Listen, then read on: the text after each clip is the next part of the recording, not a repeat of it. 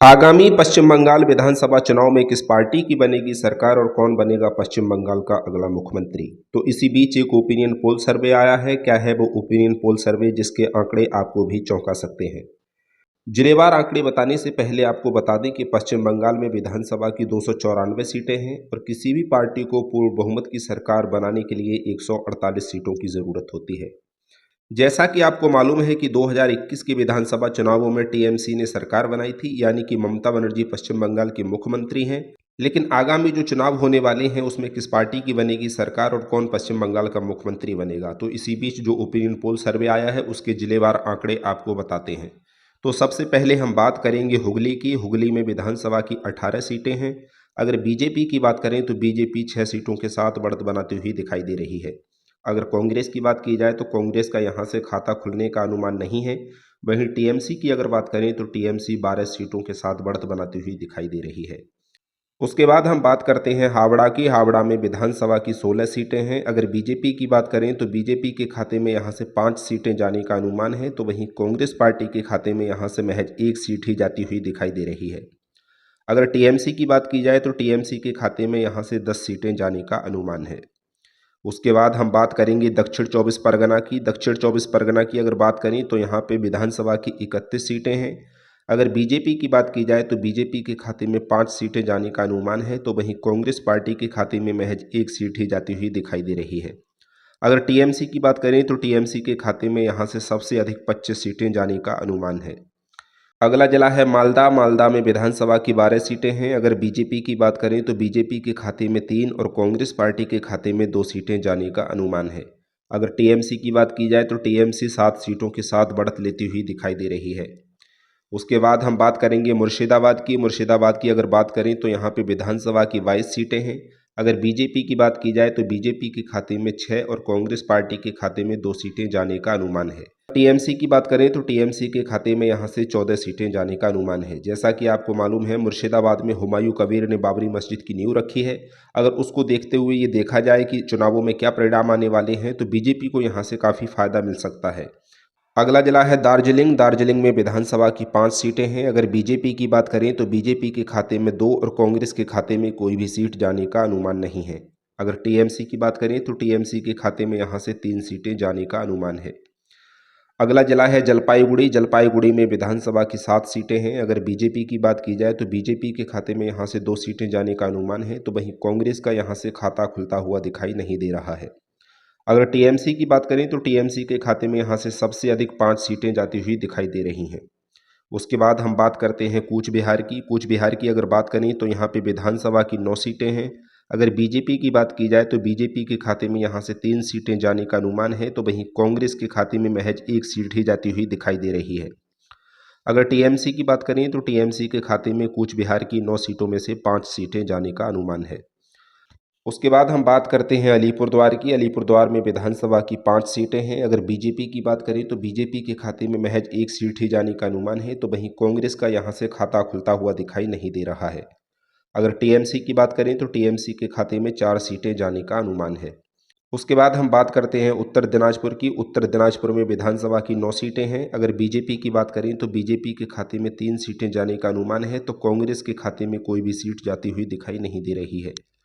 अगर टीएमसी की बात करें तो टीएमसी के खाते में उत्तर दिनाजपुर से 6 सीटें जाती हुई दिखाई दे रही हैं। उसके बाद हम बात करते हैं दक्षिण दिनाजपुर की। दक्षिण दिनाजपुर में विधानसभा की कुल 6 सीटें हैं। अगर बीजेपी की बात करें तो बीजेपी 2 सीटों के साथ बढ़त बनाती हुई दिखाई दे रही है। वहीं कांग्रेस के खाते में यहाँ से कोई भी सीट जाने का अनुमान नहीं है। अगर टीएमसी की बात करें तो टीएमसी के खाते में यहाँ से 4 सीटें जाने का अनुमान है। अगला जिला है उत्तर 24 परगना। उत्तर 24 परगना में विधानसभा की 33 सीटें हैं। अगर बीजेपी की बात करें तो बीजेपी 6 सीटों के साथ बढ़त लेती हुई दिखाई दे रही है। वहीं अगर कांग्रेस की बात की जाए तो कांग्रेस भी 3 सीटों के साथ बढ़त बनाती हुई नजर आ रही है। अगर टीएमसी की बात करें तो टीएमसी के खाते में यहाँ से सबसे अधिक 24 सीटें जाने का अनुमान है। उसके बाद हम बात करते हैं पश्चिम बंगाल की राजधानी कोलकाता की। अगर कोलकाता की बात करें तो यहाँ पे विधानसभा की 11 सीटें हैं। अगर बीजेपी की बात करें तो बीजेपी के खाते में 4 सीटें जाने का अनुमान है, तो वहीं कांग्रेस के खाते में महज 1 सीट ही जाने का अनुमान है। वहीं अगर टीएमसी की बात की जाए तो टीएमसी के खाते में 6 सीटें जाती हुई दिखाई दे रही हैं। उसके बाद हम बात करते हैं अगले जिले की। अगला जिला है नादिया। नादिया में विधानसभा की 17 सीटें हैं। अगर बीजेपी की बात की जाए तो बीजेपी के खाते में 5 सीटें जाने का अनुमान है, जबकि कांग्रेस का यहां से खाता खुलने का अनुमान नहीं है। वहीं अगर टीएमसी की बात करें तो टीएमसी के खाते में सबसे अधिक 12 सीटें जाती हुई दिखाई दे रही हैं।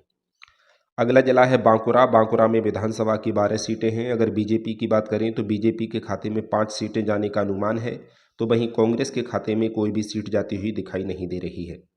अगर टीएमसी की बात करें तो टीएमसी के खाते में 7 सीटें जाने का अनुमान है। उसके बाद हम बात करते हैं पूर्वी बर्दवान की। पूर्वी बर्दवान में विधानसभा की 16 सीटें हैं। अगर बीजेपी की बात की जाए तो बीजेपी के खाते में 6 और कांग्रेस का यहां से खाता खुलता हुआ दिखाई नहीं दे रहा है। अगर टीएमसी की बात करें तो टीएमसी के खाते में यहां से सबसे अधिक 10 सीटें जाने का अनुमान है। उसके बाद हम बात करेंगे पश्चिम बर्दवान की। पश्चिम बर्दवान में विधानसभा की 9 सीटें हैं। अगर बीजेपी की बात की जाए तो बीजेपी के खाते में यहां से 2 सीटें जाने का अनुमान है, तो वहीं कांग्रेस का यहां से खाता खुलता हुआ दिखाई नहीं दे रहा है। अगर टीएमसी की बात करें तो टीएमसी के खाते में 7 सीटें जाने का अनुमान है। उसके बाद हम बात करेंगे पूर्वी मेदिनीपुर की। पूर्वी मेदिनीपुर की बात करें तो यहाँ पे विधानसभा की कुल 16 सीटें हैं। अगर बीजेपी की बात की जाए तो बीजेपी 5 सीटों के साथ बढ़त बनाती हुई दिखाई दे रही है, तो वहीं कांग्रेस के खाते में महज 1 सीट ही जाने का अनुमान है। अगर टीएमसी की बात करें यानी सत्ताधारी पार्टी की बात की जाए तो उसके खाते में सबसे अधिक 10 सीटें जाने का अनुमान है। उसके बाद हम बात करते हैं पश्चिम मेदिनीपुर की। पश्चिम मेदिनीपुर की बात करें तो विधानसभा की यहाँ पे 15 सीटें हैं। अगर बीजेपी की बात करें तो बीजेपी के खाते में 6 सीटें जाने का अनुमान है, तो वहीं कांग्रेस का यहाँ से खाता खुलता हुआ दिखाई नहीं दे रहा है। अगर टीएमसी की बात करें तो टीएमसी के खाते में पश्चिमी मेदिनीपुर की 15 सीटों में से 9 सीटें जाने का अनुमान है। उसके बाद हम बात करते हैं झाड़ग्राम की। झाड़ग्राम में विधानसभा की 4 सीटें हैं। अगर बीजेपी की बात करें तो बीजेपी के खाते में 1 सीट जाने का अनुमान है, जबकि कांग्रेस का यहां से खाता खुलता हुआ दिखाई नहीं दे रहा है। अगर टीएमसी की बात करें तो टीएमसी के खाते में 3 सीट जाने का अनुमान है।